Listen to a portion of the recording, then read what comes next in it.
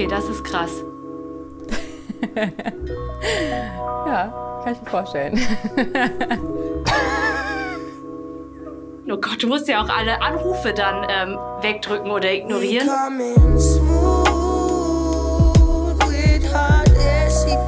Hi, ich bin Josef und ich wollte wissen, was passiert, wenn ich eine Woche lang schweige. Als erstes habe ich allen Bescheid gesagt, dass ich jetzt eine Woche lang nicht erreichbar bin. Und die ich vergessen habe, erfuhren es auf anderem Wege. Wir sprechen ungefähr 16.000 Worte am Tag. Manche mehr, manche weniger. Einen Unterschied zwischen Frauen und Männern gibt es nicht. Ich war ultra gespannt, was passieren wird. Werde ich durchdrehen? Wird es super schwierig für mich? Werde ich erleichtert sein? Wird sich mein Denken vielleicht verändern, wenn ich nur mit meinen eigenen Gedanken zu tun habe? Sich auszuhalten. Ich glaube, ich würde mich danach wahrscheinlich ein bisschen einsam fühlen. Ich weiß nicht, wie du dich fühlst. Ich bin mal gespannt. Das ist schwierig. Weil mir fällt nichts Schlimmes ein. Ich fände das echt angenehm. So insgesamt einfach mal eine Woche den Mund zu halten. Zumal die Kommunikation zu 95% über Smartphone läuft. Ich kann ja immer noch allen Leuten schreiben. Ich kann immer noch alle Videos schauen. Ich kann immer noch Filme schauen. Ich kann immer noch meinem Job nachgehen. Es gibt eigentlich keine Notwendigkeit zu sprechen. Meine Art der Kommunikation findet viel über die Sprache statt. Und unsere Gedanken verändern sich auch beispielsweise, wenn wir sprechen, wenn wir was ausformulieren. Heinrich von Kleist beschreibt das in einem Essay sehr schön, über die allmähliche Verfertigung der Gedanken beim Sprechen. Darin beschreibt Kleist, wie sich die Gedanken beim Aussprechen formen und verändern, wie sie erst beim Aussprechen richtig klar werden. Man kennt das, wenn man gerade etwas, das im Kopf noch so klug klang, ausgesprochen hat und merkt, dass es laut ausgesprochen gar nicht mehr so klug klingt. Das ist übrigens ein super Trick, um Präsentationen zu prüfen. Einfach mal laut vorlesen und gucken, wie es klingt. Ab jetzt. Und das waren sie anscheinend. Die letzten Worte, die ich sprach, bevor ich für 7 Tage ins Schweigen verfallen sollte.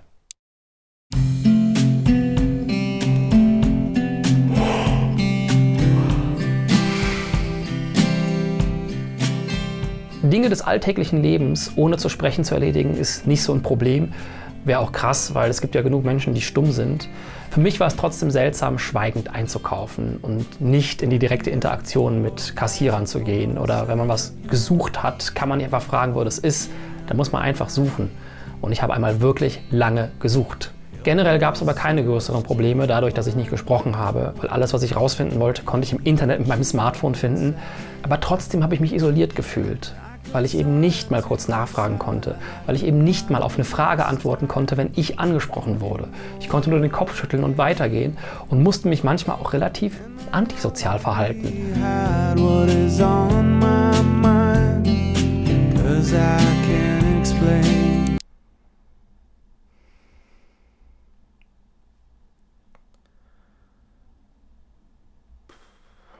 In den ersten Tagen ist mir aufgefallen, dass, was mich am meisten belastet, die vielen, vielen Gedanken im Kopf sind, die plötzlich nicht mehr artikuliert werden können. Ich habe natürlich trotzdem Sachen aufgeschrieben, auch um sie so runterzuschreiben, von der Seele zu schreiben, aber bestimmte Sachen möchte man besprechen und da sind E-Mails und Chats manchmal zu langsam oder auch hinderlich, weil die direkte Kommunikation ist nochmal so viel intensiver.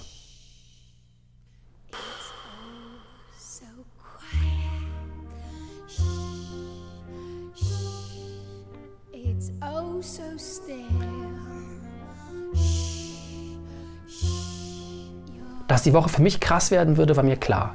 Aber wie es für meine Freunde werden würde, nicht. Deshalb habe ich sie in dieser Woche interviewt. Schweigend. Also ich glaube, dass es ganz schön intensiv ist. Man entzieht sich viel und sucht auch keinen Kontakt mehr so richtig. Ich glaube, es ist sau anstrengend auch, weil man Gedanken, die man vielleicht sonst wo es eine Leichtigkeit ist, die loszulassen, hat man eben dann keine Möglichkeit mehr, denen aus dem Weg zu gehen, sondern muss die durchdenken. Also sehr anstrengend und intensiv.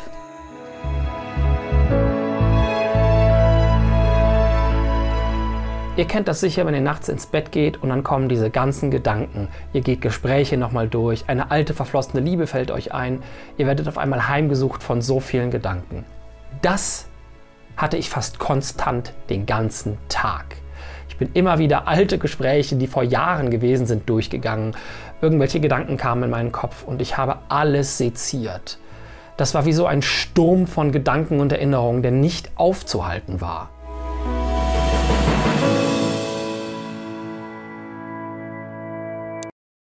Ich bin sehr gut darin, oder halt bestimmt auch viele, dass ich verbal mich gut verstecken kann. Also dass ich halt, indem ich einfach was erzähle oder irgendwie was sage, kann ich irgendwie von was anderem ablenken. Oder halt irgendwie kann ich charmanter sein oder so, weil ich einfach dann das irgendwie so wettmachen kann.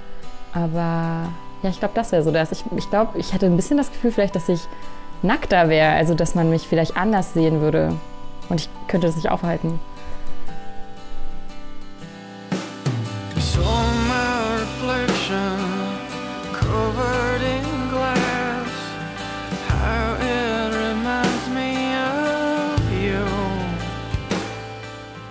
Ich bin ja zweisprachig aufgewachsen und irgendwann habe ich aufgehört, meine Muttersprache Vietnamesisch zu sprechen, weil mir das peinlich war oder so. Und dann habe ich richtig gemerkt, dass meine Eltern und ich uns einfach nicht mehr so gut verstanden haben. Also wir haben natürlich, die sprechen perfekt Deutsch. Ich habe Vietnamesisch nach wie vor verstanden, wie eine Muttersprache. Aber wir haben uns nicht mehr richtig verstanden. Und irgendwann habe ich dann angefangen, wieder Vietnamesisch zu sprechen. Und seitdem verstehen wir uns auch wieder viel besser. Sprechen fand ich immer eine schwierige Sache. Bis heute. Ich habe als Kind, schon als Kind hatte ich immer Schwierigkeiten, meinen Mund aufzumachen, insbesondere in großen Gruppen. Habe ich bis heute. Was schlecht ist, weil ich in einem Job arbeite, wo ich das teilweise machen muss. Und mich dann natürlich dazu durchringe. Aber ich habe damals beim Mundart-Wettbewerb, ich bin in einer furchtbaren Stadt aufgewachsen und da konnte man einen Plattdeutsch-Wettbewerb mitmachen. Da habe ich daran teilgenommen. Ich bin einmal ins Finale gekommen und da saßen dann ungefähr 14 Rentner und schauten mich an, während ich sprach und ich war Letzter. Das ist meine Geschichte vom Mundart-Wettbewerb. Ich spreche gerne und viel, aber es fällt mir zunehmend immer noch schwer, vor Leuten zu sprechen. Obwohl ich Ideen habe, die ich gerne loswerden würde, mache ich es nicht.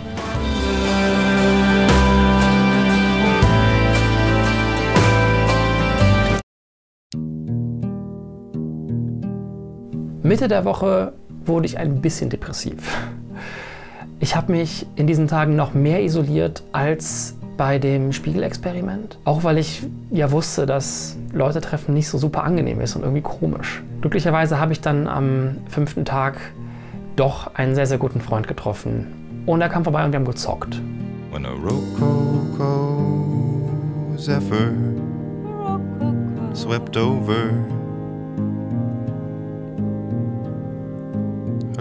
Auch wenn der Anfang ein bisschen holprig war und die Situation etwas seltsam, wich diese Seltsamkeit doch sehr schnell einer angenehmen Stille. Und es war tatsächlich der schönste Abend in der ganzen Woche.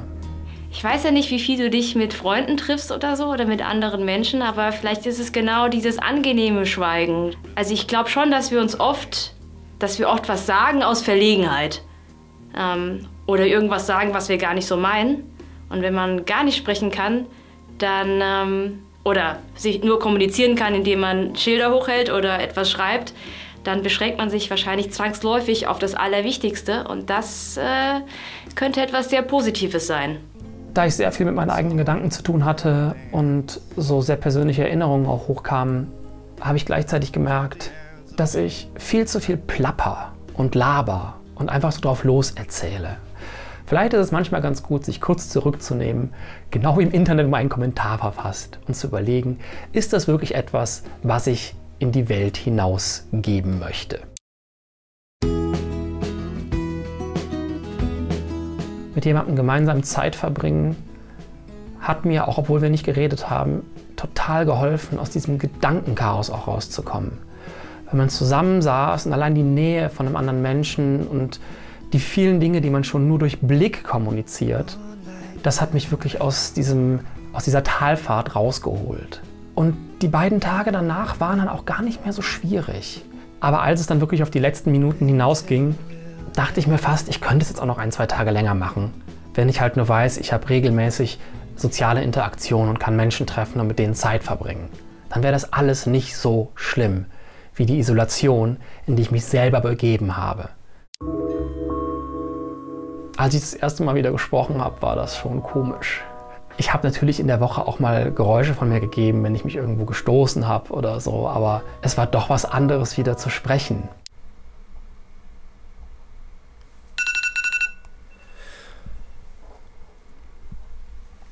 Okay.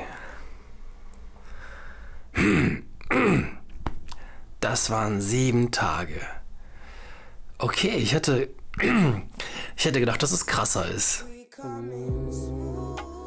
Die Vibration, die die Stimme so durch den Körper führt, hat so gefehlt. Ich freue mich ehrlich gesagt gerade am meisten darauf, heute Leute zu treffen. Irgendwie haben mir die Stimmbänder auch ein bisschen wehgetan in den Stunden danach. Es hat dann so ein bisschen gedauert, bis ich wieder in so den normalen Redefluss kam. Am Tag danach war es ein bisschen und am zweiten Tag danach war ich dann wieder ungefähr auf meinem normalen Level von Gesprächen und Worten, die ich in die Welt schleudere.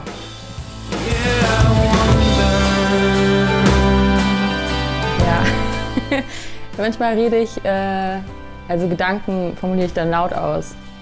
Ja. Ist das jetzt so voll weird? Okay. Ich spreche manchmal mit mir selbst, ja, so ein bisschen. So wie, keine Ahnung, oh Gott, das kann ja wohl nicht sein.